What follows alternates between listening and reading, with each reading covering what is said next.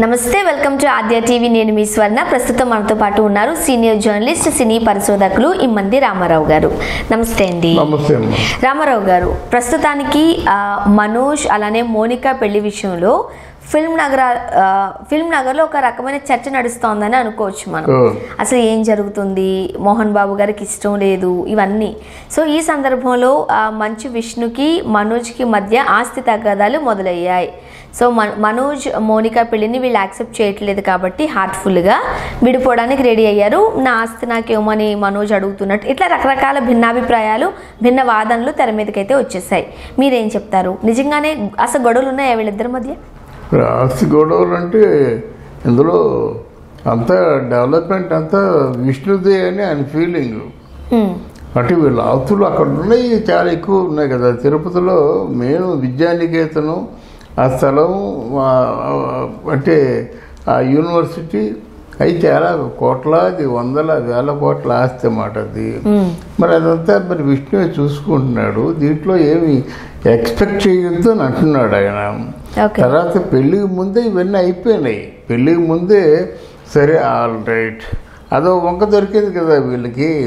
నువ్వు మౌనికా రెడ్డిని పెళ్లి చేసుకుంటే మాకు అభ్యంతరం లేదు, కానీ నా ప్రాపర్టీ మీద కానీ మా తాలూకు అంటే స్థిరాస్తుల మీద కానీ నువ్వేమైనా ఎక్స్పెక్ట్ చేసుకోవద్దు. నువ్వు సంపాదించుకో, నువ్వు కూడబెట్టుకో. అదండి, మోహన్ బాబు గారు సంపాదించింది కొడుకు ఏం చేసినా ఏం చేయకపోయినా ఇద్దరు కొడుకులకి సమానంగానే రావాలి కదా చట్టపరంగా కూడా. అవునమ్మా, మోహన్ బాబు సంపాదించింది నాదంటున్నాడు.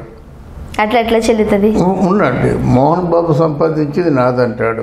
ఎందుకంటే మోహన్ బాబు ఇష్ట ప్రకారంగా నడుచుకున్నట్టయితే మనోజు నావాడు అవుతాడు. ఇప్పుడు నావాడు కాదు కదా, నావాడైతే నా మాట వినేవాడు కదా.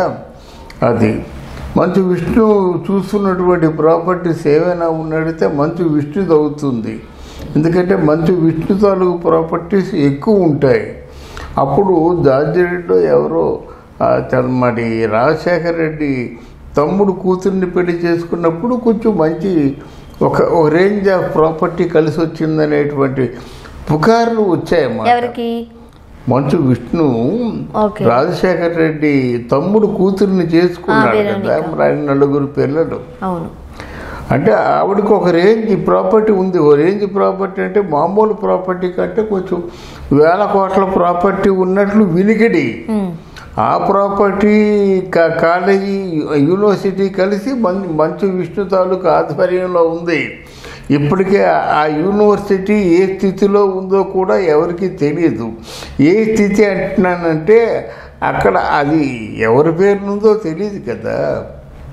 రకరకాలుగా మార్చుకుంటారమ్మా. నీ ప్రాపర్టీ నీ చేతికి వచ్చినట్టయితే భార్య పేరుని రాసుకోవచ్చు, ఏదైనా బినామీ పేర్లతో ఉంచవచ్చు. అవి ఎన్నో జరుగుతున్నాయి. ఇప్పుడు ప్రాపర్టీస్ ఎలాగ ఉంటున్నాయంటే అంతకుముందు అంటే తాత మాట ఏమో తండ్రి వెన్నో, తండ్రి మాట ఏమో కొడుకు వెన్నో అలాగ ఉండేది. ఇప్పుడు అలా కాదు. 5 సంవత్సరాలు గ్యాప్ వచ్చేసరికి చాలా గణనీయమైన మార్పులు చేస్తున్నాయన్నమాట. అందువలన ఇక్కడ ఏంటంటే ఈయనకి ప్రాపర్టీ ప్రధానం కాదు, మంచు మనోజ్కి. ప్రస్తుతానికి ఆయన పెళ్లి చేసుకున్న పెళ్ళికి పెర్మిషన్ ఇవ్వడం ప్రధానం అన్నమాట.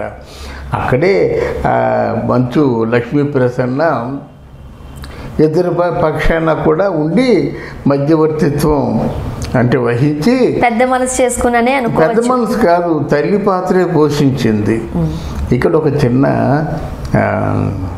ఏమిటంటే మెలో డ్రామా ఉంది. మంచు లక్ష్మి అంటే లక్ష్మీ ప్రసన్న, విష్ణు ముందు తల్లికి పుట్టిన వాళ్ళు. ఈ మనోజు ఇక్కడ ప్రస్తుతం ఉన్న తల్లికి పుట్టినవాడు. అంటే ప్రస్తుతం ఉన్న తల్లికి ఎంతైనా అందరినీ సొంత బిడ్డల్లా చూసుకున్నప్పుడు కూడా ఇల్లు వదిలేసి వెళ్ళి ఈ సంవత్సరం అయిపోయింది. ఆ తల్లికి ఎలా ఉంటుంది? ఇప్పుడు ఆ తల్లి ఏమనుకుంటుందంటే కొడుకు ఎన్ని రకాల తప్పులు చేసినప్పుడు కూడా తెలియనితనం బిడ్డ అనుకుంటుంది అన్నమాట. మరి బిడ్డ ఆశపడ్డాడు, ఆశపడితే పెళ్లి చేస్తే బాగుండు. అమ్మో ఇక్కడ చెండ చేస్తున్నాడు. మోహన్ బాబు గారు ఒప్పుకుంటారా? ఒప్పుకోరు. మోహన్ బాబు గారితో చెప్పగలదా? చెప్పలేదు. పోనీ మంచు విష్ణు ఏంటంటే మంచు విష్ణు ఆయన మొదటి నుంచి కూడా ఐసోలేటెడ్గా తనేదో తన పని ఏదో తన ప్రాపర్టీ ఏదో తన వరకే ఆయన, కానీ మిగతా విషయాలు కాదు. తండ్రిని ఎలా మెల్ట్ చేయాలో బాగా తెలుసు, తండ్రిని ఏం చెప్తే తండ్రి ఒప్పుకుంటాడో తెలుసు కనుక ఆయన బ్రతికిపోతున్నాడు. మంచి మనోజ్ అలా కాదు, కొంచెం క్యారెక్టర్ మంచిది. ఇప్పుడు క్యారెక్టర్ మంచిది అంటే రేపటి రోజు చూసుకుంటాడు. ఈరోజు ఒక మాట మాట్లాడేసి అప్పుడు ఏదో అన్నాను కానీ ఇప్పుడు అలా జరుగుద్దా నాన్న అని అనడం. అప్పుడు అన్నాడంటే ఖచ్చితంగా మాట కట్టుబడి ఉంటాడు. అలా మాటకి కట్టుబడి ఉన్నాడు కాబట్టి భూమికి పెళ్లి చేసుకోగలిగాడు అన్నమాట. అయితే చేసుకోడు కదా. ఆ భూమికి కూడా ఇప్పుడు ఆడవాళ్ళు కూడా తెలివి తక్కువ వాళ్ళు కాదు కదమ్మా. మౌనికి కూడా ఆ మనోజ్లో ఉన్నటువంటి మంచితనాన్ని కూడా బాగా ఆకర్షించింది కాబట్టి ఆయనతో వందలాది కోట్ల ఆవిడికి ప్రాపర్టీ ఉంది. వందలాది కోట్లు కావచ్చు, వేలాది కోట్లు కావచ్చు, ఆవిడికి ప్రాపర్టీ ఉంది. ఆవిడికి చెందినది, అక్క చెల్లెళ్ళు ప్రాపర్టీ కాదు. అలాంటప్పుడు అంత ప్రాపర్టీతో ఉన్న వ్యక్తి ఒక మగవాడిని నమ్మి వచ్చేస్తుందంటే ఆ మగవాడి పట్ల ఎంత బాధ్యత ఉండాలి, ఎంత భరోసా ఉండాలి, అది అక్కడ ఉందన్నమాట. సరే, ప్రాపర్టీ గొడవలు తీసి పక్కన పెట్టినట్టయితే ఇక్కడ మొత్తానికి లక్ష్మి అంటే పాత మోహన్ బాబు ఇంట్లో పెళ్లి జరిపించింది, తల్లి పాత్ర వహించింది. మంచు లక్ష్మి మాత్రం తల్లి పాత్ర వహించి అటు తండ్రిని అటు మంచు విష్ణు మొదట రానని చెప్పాడు. అలాగే మోహన్ బాబు గారు కూడా మొదట రాను, ఎందుకు జరిపించేసి పెళ్ళి ఎలాగైతే నువ్వు అనుకుంటున్నావు కదా నీ తమ్ముడు వాడి జీవితం బాగుండాలి, వాడు బాగుండాలి అనుకుంటున్నా. చాలా రోజుల నుంచి కలిసి ఉంటున్నారు. మోనికా అండ్ మనోజ్ చాలా రోజుల నుండి ఒక సంవత్సరం అవుతుంది. ఇక్కడ ఏదో ఇక్కడ జూబ్లీ హిల్స్లో ఇంకొక ఇల్లు చూసుకున్నాడు, అక్కడికి వెళ్తాడు వస్తారు. మొత్తానికి ఇద్దరు లాస్ట్ ఇయర్ వినాయక చవితి రోజుల్లో వాళ్ళు కలుసుకున్నారు, వాళ్ళు ఓపెన్ అప్ అయ్యారు. ఇప్పుడు ఈ సంవత్సరం మొత్తాన్ని నిన్నటితో వాళ్ళకి అఫీషియల్గా బంధ విముక్తి అయ్యింది. అయితే వాళ్ళు ఈ వేడుక జరిపించుకుంటే బాగుండు అని నా అభిప్రాయం. ఏదో మామూలుగా గెస్టుల్లాగా వచ్చేసి 4 అక్షింతలు వేసి వెళ్ళిపోవడం కొంచెం అంటే మోనికాకి కొంచెం పెద్ద కొడుకున్నాడు కాబట్టి ఎంతవరకు యాక్సెప్ట్ చేయాలనే ఒక డైలమాలో కూడా ఉండొచ్చు. అదే ఉందండి, కొడుకుంటాడు.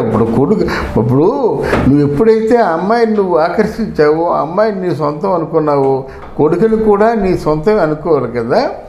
అమ్మాయిని ఎప్పుడైతే నీ సేకరిస్తున్నావో అమ్మాయి తాలూకు అంతా సర్వస్వం కూడా నీ సొంతం అనుకోవాలి. అమ్మాయికి ఆ కొడుకే కదా. ఇప్పుడు ఒక తల్లికి ప్రధానమైన ఆస్తి ఏమిటి? 9 మాసాలు మోసి పెంచిన కొడుకే ప్రధానమైన ఆస్తి. ఆ ఆస్తిని సేకరించకుండా డబ్బుల్ని, భూముల్ని, బిల్డింగ్ని సేకరిస్తానంటే ఆ తల్లి మనసు ఎలా ఒప్పుకుంటుంది? వాళ్ళు ఒప్పుకొని తీరవలసిన అవసరం ఉంది నా దృష్టిలో. సో ఆస్తుల పరంగా మనోజ్కి ఏమైనా కాస్త అన్యాయం జరుగుతుందేమో అని కొంతమంది ఆందోళన కూడా వ్యక్తం చేస్తున్నారు. అవును, అది అన్యాయం కాదు, వాళ్ళ దృష్టిలో అది న్యాయం. అంటే ఇక్కడ నాకేంటంటే వాళ్ళు ఇట్లో వాళ్ళ అంటే తను కొడుకే కనుక వాళ్ళు వేడుకలా జరిపించుకుంటే బాగుండేది. గెస్టుల్లాగా వచ్చి అక్షంతలు వేసి వెళ్ళిపోకుండా వేడుకలా మళ్ళీ చేసుకోలేరు కదా, మళ్ళీ ఇలా చేయలేరు కదా. ఇండస్ట్రీ మీరు పిలిచినా పిలవపోయినా ఇండస్ట్రీ అంతా వచ్చింది కదా. ఇండస్ట్రీ అంతా వచ్చి వాళ్ళ తరఫున ఏదో పండుగ చేసుకున్నప్పుడు మరి మోహన్ బాబు దగ్గర లేకపోవడం కష్టం. కానీ ఒక్క విషయంలో మాత్రం మోహన్ బాబు దగ్గరికి వచ్చి గట్టి పట్టేసుకుంది పెళ్లి కూతురు మౌనిక. అంటే ఆ మౌనికకి ఆ తండ్రి గుర్తుకొచ్చాడు, గట్టి పట్టేసుకొని వదలలేదు. అప్పుడు మోహన్ బాబు కొంచెం కంటతడి పెట్టాడు అన్నమాట. అంతే కదమ్మా. మేబీ అందులో క్షమాపణ కూడా అయి ఉండొచ్చు. అలా కదా, ఎందుకంటే అంతకాలం ఎమోషన్తో ఉండి ఏమవుతాను, నా బ్రతుకు ఏమవుద్దో అందరికీ తెలిసిపోయింది కదా. నేను మామూలుగా కుక్కలు చెప్పిన విసరైపోతానేమో రకరకాలుగా ఆడవాళ్ళకు ఉంటుంది కదా. అయినా ఆడవాళ్ళు తండ్రి లేడు, తల్లి లేదు, అంతే కదా. తల్లి తండ్రి లేనప్పుడు ఆ బిడ్డ వచ్చి ఆ మోహన్ బాబుని పట్టుకున్నట్టయితే నాకు నువ్వే రక్షణ కల్పించాలి అనేటువంటి ఒక సెన్స్ అలా పట్టుకొని విడిచిపెట్టలే. అప్పుడు మోహన్ బాబు కళ్ళ బట్ట నీళ్ళు వచ్చాయి. అది చాలా మంచి హృదయానికి హత్తుకునేటువంటి సందర్భం అన్నమాట. బట్ ఎనీవే ఇక్కడ ప్రాపర్టీస్ పక్కన పెట్టాము. బ్రతికినంతకాలం సరిపోయే ప్రాపర్టీ ఉంది కదా, వాళ్ళు బ్రతికినంతకాలం వాళ్ళ పిల్లలతో బ్రతికేటువంటి ప్రాపర్టీస్ ఉన్నాయి కదా. సినిమాలు యాక్ట్ చేస్తే డబ్బులు వస్తాయి, లేకపోయినా ఈ ప్రాపర్టీస్ ఉన్నాయి, వాళ్ళు హ్యాపీగా ఉంటారు. దాంట్లో వేల కోట్లు ఉన్న వాళ్ళు ఏమన్నా వేల కోట్లలో ఒక 100 కోట్లు తీసుకెళ్ళిపోతారా? అందువల్ల అట్లాంటి ప్రాపర్టీ లేకపోతే చివరకు కథ సుఖాంతమైంది. లక్ష్మి తల్లి పాత్ర పోషించింది. ఈరోజు మౌనికకు తల్లి అయినా తండ్రి అయినా మోహన్ బాబే. Thank you so much. Thank you.